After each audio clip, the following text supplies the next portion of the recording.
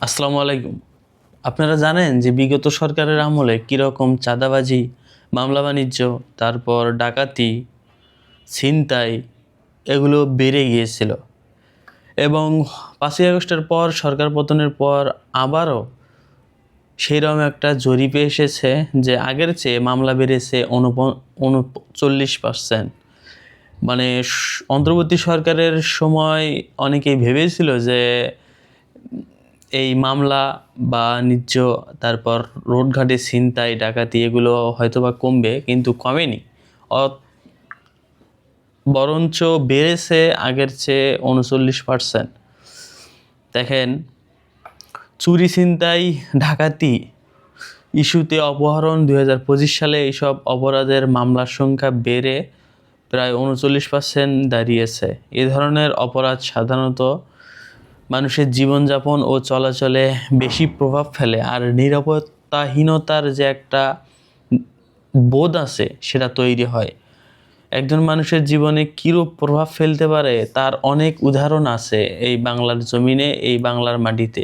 অনেক সন্তান তার পিতাকে হারিয়েছে, অনেক মা তার ছেলেকে হারিয়েছে, এরূপ অনেক উদাহরণ দেওয়া যাবে। কিন্তু বিষয়টা হচ্ছে যে দেশের অন্তর্বর্তী সরকারের কাছে মানুষ অনেক আশা করেছিল, অনেক প্রত্যাশা ছিল, কিন্তু সেই প্রত্যাশাটা অন্ততপক্ষে নিরাপত্তা বা এরকম একটা যে সড়কের কঠোরতা বা আইন কানুন যে কঠোরতা এটা যে মানবে, এরকম একটাই আশা ছিল সরকারের পক্ষ থেকে, যে অন্ততপক্ষে মানুষ নিরাপদে থাকতে পারবে। কিন্তু হয়েছে আর উল্টোটা। অন্তর্বর্তী সরকারকে যেন কেউ মানতেই চাইছে না, এবং নির্বাচিত সরকার এলে সামনে যে কি করবে সেটার একটা উদাহরণ এখনই পাওয়া যাচ্ছে। এই বাংলার মাটিতে কোনো দিন কোনো সরকার যদি নিরাপত্তা আইন কঠোর না করে তাহলে এই রকম চুরি ছিনতাই ডাকাতি মামলা বাণিজ্য চলতেই থাকবে, এবং একজন আর দুইজনার জীবনী দিয়ে এটা বোঝানো যায় না। এখানে মামলা বাণিজ্য চুরি ছিনতাইয়ের পিছনে অনেক মূল হোতারা জড়িত, এবং তারা এগুলোর থেকে কমিশন খায়, টাকা খায়, এগুলো আর বলার অপেক্ষায় রাখছে না। সুতরাং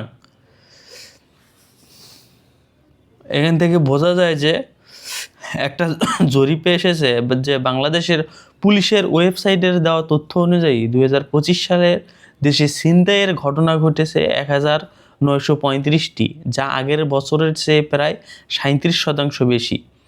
ডাকাতির মামলা বেড়েছে ৭০২টি, আগের বছরের চেয়ে বেড়েছে প্রায় ৪৩%।